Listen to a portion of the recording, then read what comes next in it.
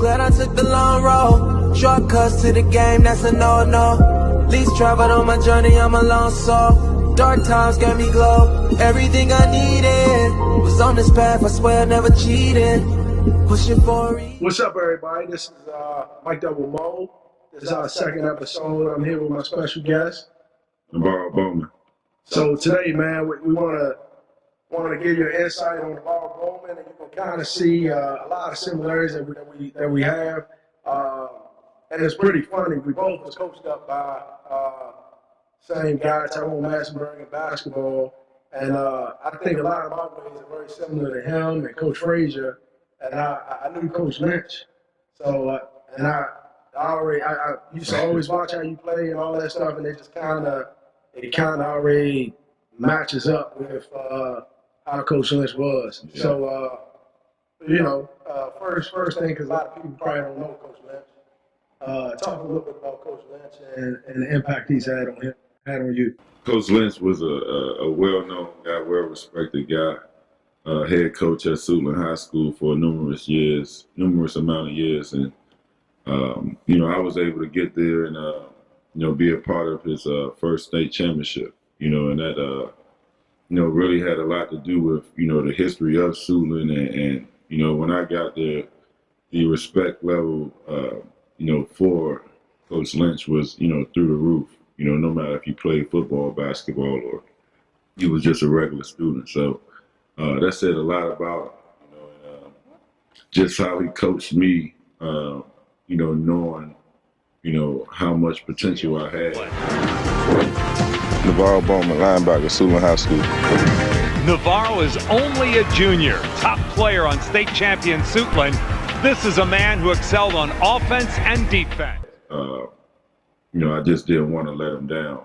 I seen how he coached his son, him being older than I was.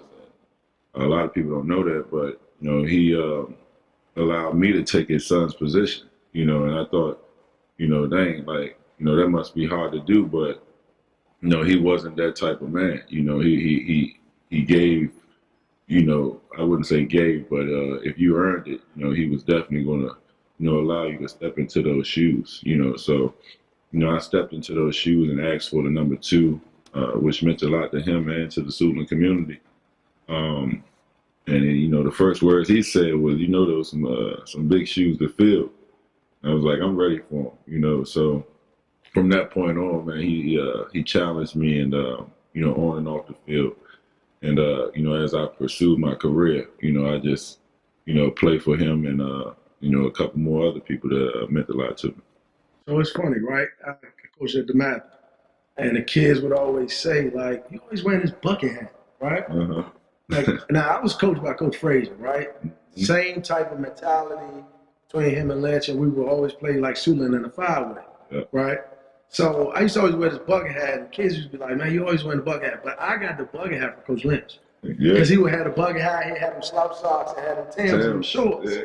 But when you would see him walk up to the 5-way, he got his fist balled up, you're not speaking to Coach Lynch. He ready to go to war, right? So I got that from Coach Lynch, and I never played with Coach Lynch. Yeah. But I remember my brother's Chris. I remember his senior year. I remember we had talked, and I was like, man, I want you to play with Coach Lynch, man. Mm-hmm. Because that's something that I always, when Frazier had left, that was the coach I said, man, I wanted to play for him. But I was so wrapped up in basketball with Massenberg and stuff like that. And those guys were like father figures to me. So to lead them, it would have felt awkward. But I just remember it was always like going to war. So even now, whether it's boxing, I'm in the locker room, my headphones on, I'm shaking my head, and Jared to say something like, yo, you're not about to fight, dog. You're not about to fight. I'm about to fight. But I'd be so locked in as to what's going on. So now, let me ask you this. Not even now. When you played, was it a routine you went through, that got you ready for the game?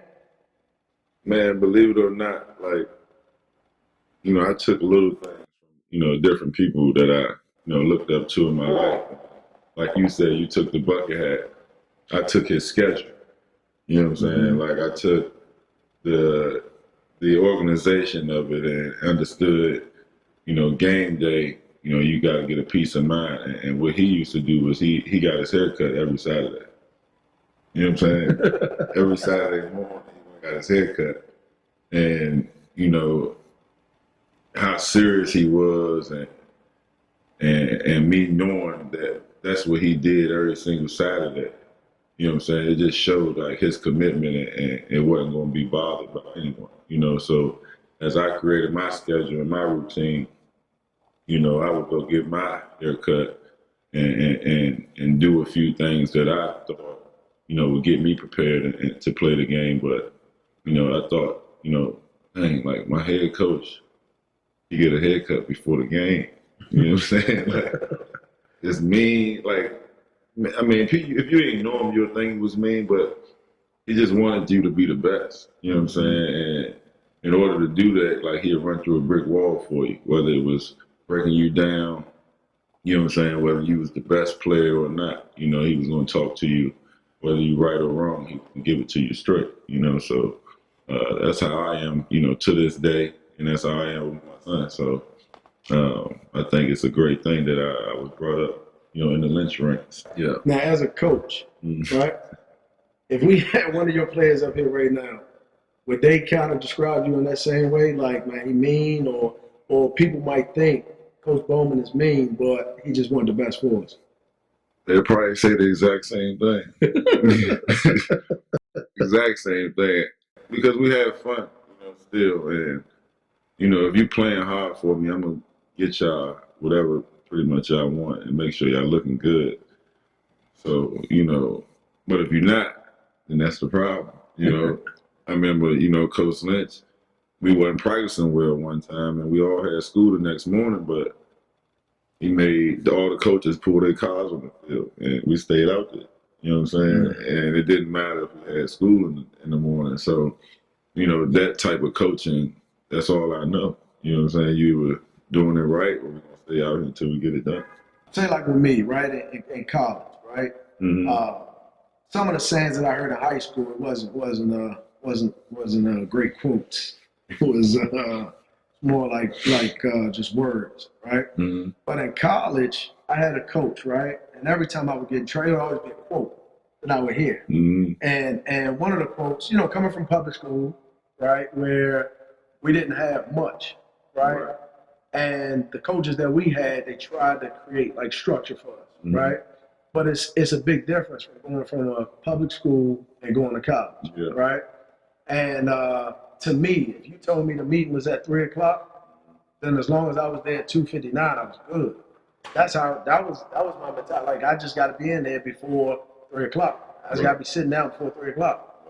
So my first meeting, that's why you needed Lynch stuff. Right. So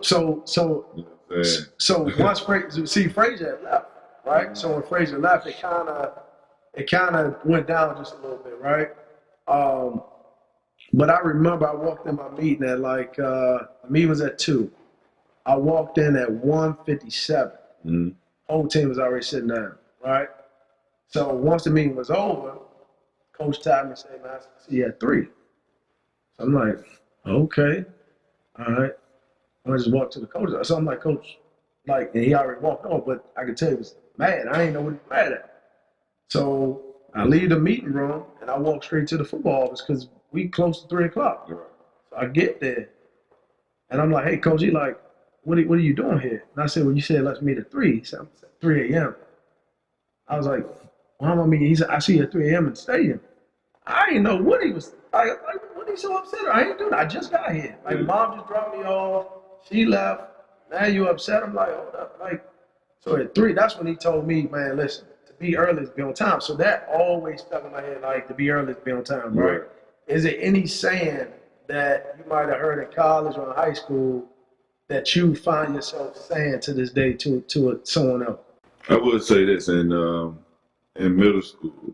There was one teacher who, they see something in you. Like, there's certain teachers, they see something in you, man. Every day, actually the first conversation I had with them was, you want to go to JUCO or D1. I don't know what JUCO is, but I know I want to go to D1. You know what I'm saying? So as the school year went on, you know, I'd be in the hallway sometimes, or I'd be a little, you know, late behind the bell or whatever, and he'd just yell in the hallway, JUCO. Like, he ain't talking to me. You know what I'm saying? Hey, JUCO, like every time. You know what I'm saying? But it kind of resonated with me because as I got closer to high school, I started understanding what JUCO was. And I'm like, well, nah, I ain't going to junior college. You know? So those are one of those things where I say to my kids, like, I mean, what you doing right now, you a JUCO player. You want to go D1, you got to do what I'm asking you to do. Or you got to make this time. You got to work a little hard. You know? So as I got to the NFL, you know, it was my duty to kind of give that, you know, to the rookies. Like, bro, like you made it to the league, but like, it's another level. I just was appreciative for the first team to just realize that I am a good player and that, you know, they were getting a great guy in the locker room, you know, on and off the field. And just wanted to, you know, really show them that, you know, I'm the guy that they saw, you know, in those meeting rooms and things like that. And I was going to come here with the chip on my shoulder to be the best linebacker I could be. You know what I'm saying? Like, you got to, you know, prepare to take care of your family or, you know, get as much money as you can. You know what I'm saying? So that you don't have to work again. And, you know, some of the coaches in the league, they have little quotes like, you know, there's room in the world for ditch diggers. Like, after every play, like, I remember my rookie year, like, oh, yeah, you're going to be back out there. There's room in the world for you. Yeah, you're going to be a ditch digger. I'm like, that's some white ass. Like, that's not nothing that I'm going to be doing. You know what I'm saying? But he kept saying it because I was messing up. You know what I'm saying? So if I had to stay up till 12 to make sure I wasn't going to mess up, I did those things. But yeah, those quotes, they stick with you if you care, you know? But you don't run into quotes, sayings. You know, if you're an athlete, you're going to be dealing with that for your whole life. You just got to use the right ones to get you over the hump. Now, in this day and age, right, especially talking about quotes and, you know, how you speak to kids and how you talk to kids, right? Now, as a coach, one thing that I always, well, I realized, like, coming up, right, addressing each kid is always going to be different, depending on, you know, you just got to get to know the kid, right? And then you're going to know how to get the most out of this kid from saying this or doing this or doing that or whatever it may be, right? What was one thing coming up in high school? Were you like the kid that if I said something to you, you already got it? Or were you the kid that coach had to get close for you to kind of understand, like, hey, like, I'm serious about what I'm saying? I never really looked at it like, you know, I got it already. You know, I always wanted to know, you know, how a coach thought, you know, like how you want it done. And, you know, I'm really trying to perfect it, you know. So me thinking like I already got it, like I really never really had that attitude because when I was in boys club, I always played with older people, you know. No, I ain't saying that. I'm saying, like, say if I say, oh, you should be in class right now. Did you, like, all right, let me go to class? Or were you like, man, coach, I get up with you? No, I'm gone. Are you going to class? Yeah, I'm going to class. I mean, because, middle school, I probably, you know, bull crapped a little bit, you know, but as I got to high school, you know, Berg would tell you I let him down 1 year. You know, I didn't get the grades, but I got grades for football. You know what I'm saying? And it didn't feel good, you know, but I didn't even realize that's what I did to myself. You know what I'm saying? I was just going with the flow, you know, so eventually I became that guy. When he said go to class, I'm going to class. When he said the meeting at 7, I'm there at 6:30. You know what I'm saying? Like, eventually I became that guy, but believe me, like, I that's why we kind of similar, because we made our mistakes and we like, I ain't gonna do that. Right. You know what I'm saying? Like, you know, I tried it. So that's the dilemma and the line that a lot of people that I grew up with have. Like, how did I do it? we both was right there. You chose to keep doing what you did, and I chose to stop. Mm-hmm. It was that simple. I ain't do nothing different. Right. You know? Right. Now I played basketball because it was I had a love for basketball, but my heart was really like in football. Right. Right. And like the letdown part. This the part that I remember my senior year. Right. So I was about to quit. I was about to quit basketball. Actually, I didn't go to the practice, and I remember burning him and Falling had called me, and I told him I had quit. Because during the time, my mom was trying to take care of like a lot of the family members in the household, but like family members would be in the house all day, so they'd be eating the food. By the time we got home, man, we starved. Me and my two little brothers. So at that point, I was willing to quit working at McDonald's and say, hey, man, this is how I'm going to feed me and my two little brothers. Forget everybody else's older, because they were older, right? And a lot of that was frustration, too, because I just felt like, man, you guys had your time. This is our time now. Like, and we can't get what I feel like we should be having, right? And I remember talking to my mom get upset. She's like, dishes ain't clean. We ain't been in the house all day. Right. So now you're not going to cook because this is not clean, but they ain't got nothing to do with us. Right. That's something to do with all the older people. So we was upset about that, but I remember burning them. Man, I don't know if it's because they felt like they needed a point guard or whatever, but man, like as I got older, I realized it was bigger than that. Yeah. And it was more just about like they really cared. Yeah. So what they did was, man, they gave me like a pair of shoes, and I remember Falling just saying, if I got to feed you every day, I'm going to feed you every day. But your ass better be at this goddamn practice. I remember him saying that, right? And Paul used to pull up in this Acura, this black Acura. Falling dark as a mother. You couldn't see Falling, but he had tent, so it just looked like a car was driving by itself. But yeah, man, I remember that, man, and I just always, I'll never forget that. So like even to this day, like we get kids all the time. Sometimes they ain't got the funds. You get what I'm saying? And just making a way, because I remember what it was like, you know what I mean, coming up. And then I remember seeing your story. And I remember watching it just like, dang, man, I can relate to that. Yeah. You know what I mean? Then I was talking to Massenberg on the way here. He like, dog, you got nobody? He's like, yeah, y'all very similar. Yeah. Like y'all both was here. Y'all could have went left or right, like, and it could have got ugly. You know what I mean? But he was like, even though y'all hung around with certain guys and they might not have been the best guys for y'all, they didn't allow y'all to go, you know, the wrong way. Right. But I say all that to come back to saying, have you came across a kid or came across like a situation where it reminded you of yourself and it made you give like a little more because you could relate to it so much? Well, I wouldn't say he reminded me of me, but I just want to see you want something, you know, better than what you have and trying to just move forward in life. So, you know, if you're doing those things, then I'm going to ride with you and do what I can for you. You know, it's the kids who, you know, they think they know everything, you know, or, you know, they show up one time, you know, or they don't work as hard the same, you know, after every workout. So, I mean, that's where you make them mint. You know, you show them what you're doing. You don't have to do it. You know, it's a privilege, and we want to do it only if you want to, you know, put the same amount of work in, you know, to it. So I haven't really I'm sure I've seen it with my eyes. You know, kids that I'm sure I will get really attached to.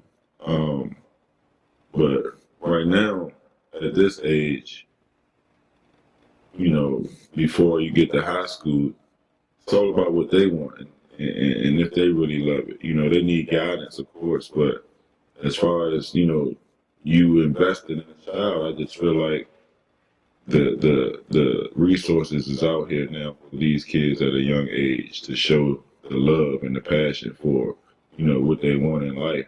And then the support comes and the guidance comes.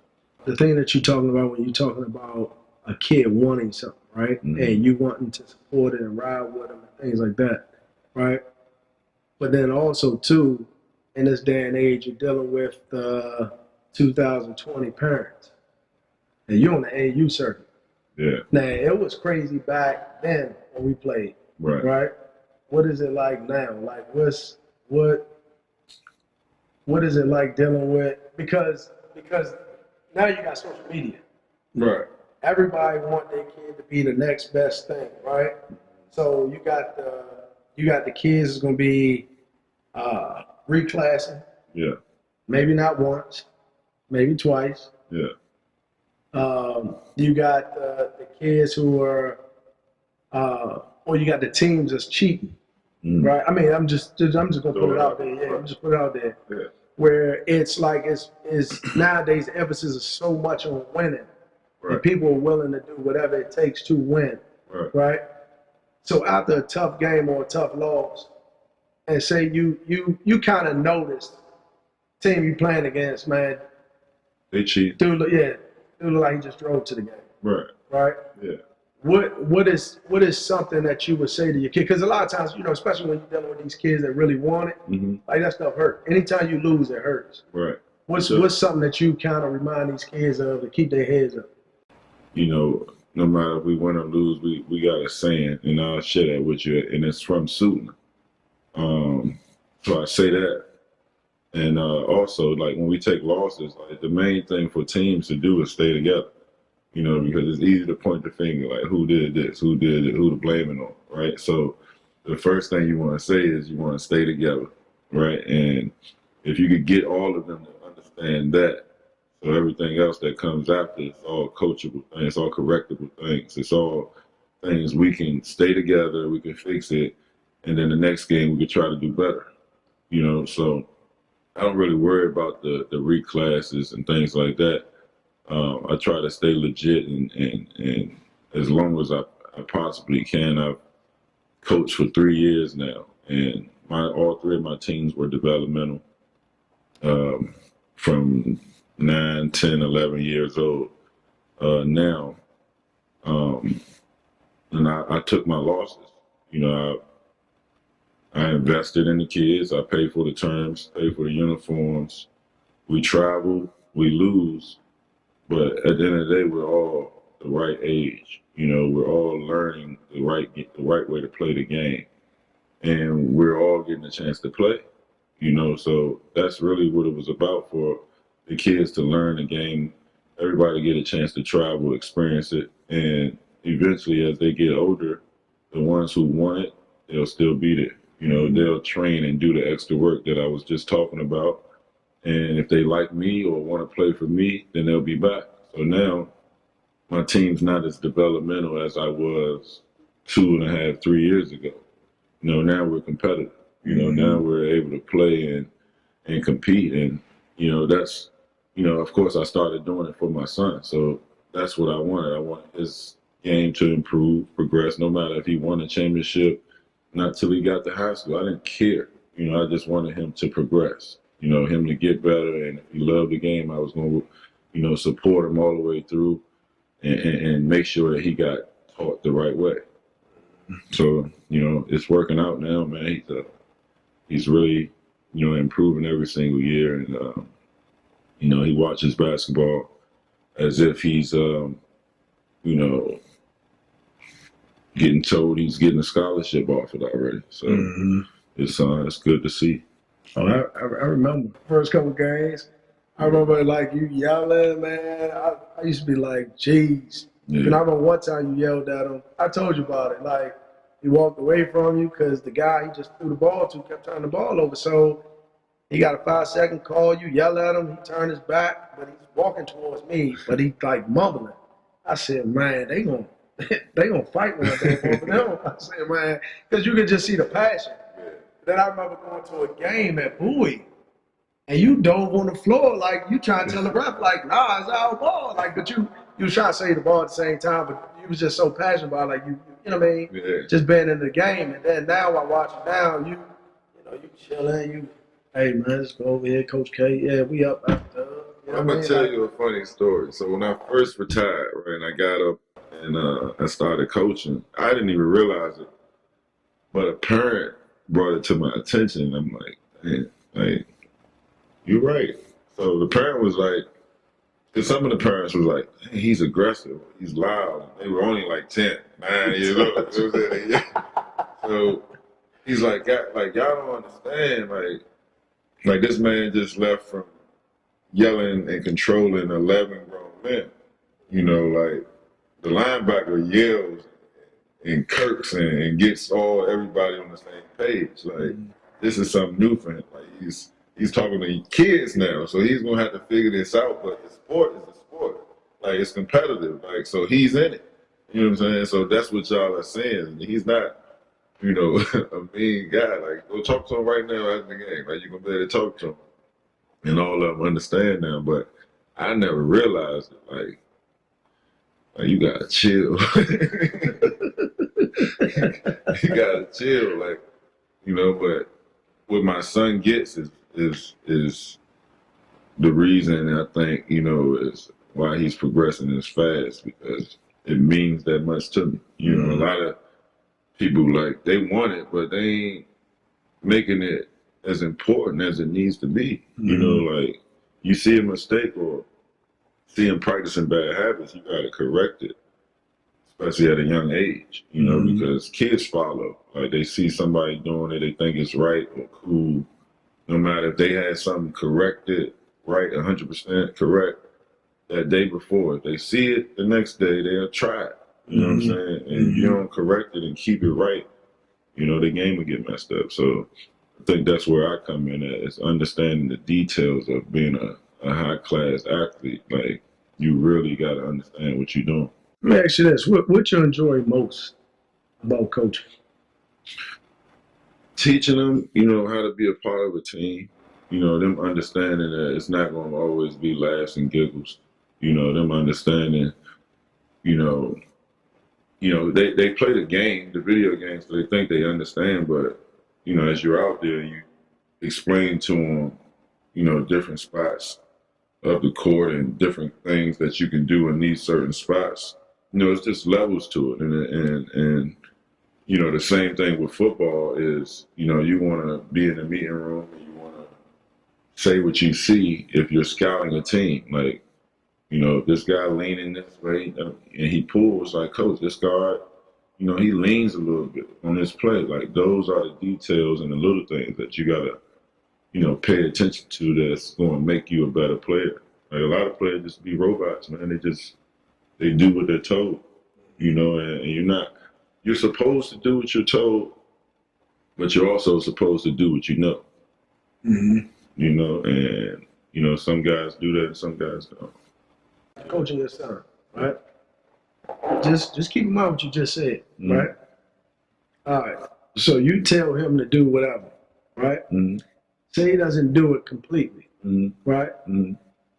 Say you get upset and you yell because he didn't pass the ball to the guy that was open. But he's doing what he know. He know he's gonna turn that ball over. Nah. No, You can't turn the ball over. So you're not turn the ball over. So you're not gonna get upset if he turns the ball over. Yeah, I'm gonna get upset. So if I say, hey, like if I'm Louis Navarro and I say, Dad, you got 3 straight turnovers. That's what I know. So I know not to go to him again. I'm gonna go somewhere else. I know what you're telling me to do, but I ain't trying to be a robot. Right. Because see, Bird used to say the same thing, right?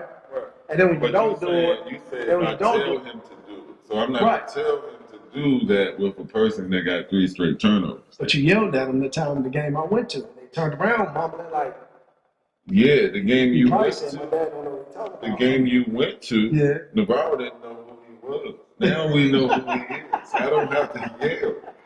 Navarro would try to be the NBA 2K slasher when he should be the shooter, right? You know what I'm saying?